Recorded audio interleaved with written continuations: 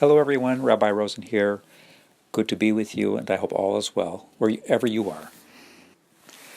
With this week's Torah portion of Lech Lecha, we enter into the very beginnings of the Jewish experience. Abraham and Sarah are called upon to become the founders of a great nation.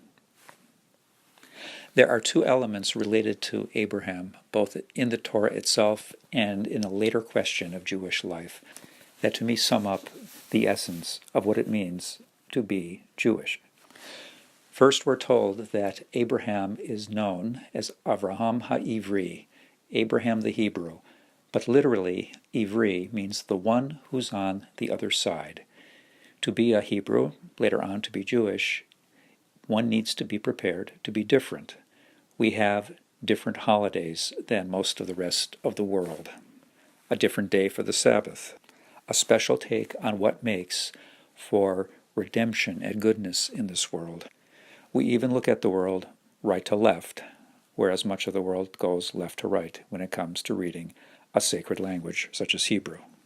Abraham was a pioneer in his time. Nobody else was truly a monotheist, a believer in one God, the way Abraham, Sarah, and all others who would come after him would be destined to be.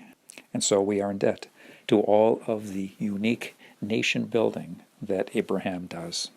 But this nation, this tribe, if you prefer, is not supposed to be an exclusive group where you enter only by virtue of birth.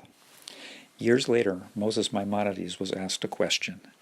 If someone has converted to Judaism, do they still say the prayer, "Praised are you, Lord our God, God of Abraham, God of Isaac, God of Jacob"? After all, someone who becomes a Jew by choice could be said to have very different ancestors, both physical and spiritual, if they were raised in a different religion. But Maimonides does not hesitate.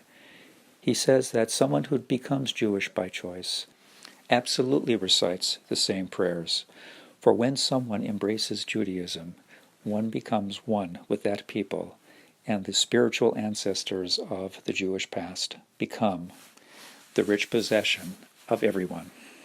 And so right away, we get a very powerful sense of what it means to be Jewish, a unique people, driven by values, hopes and dreams.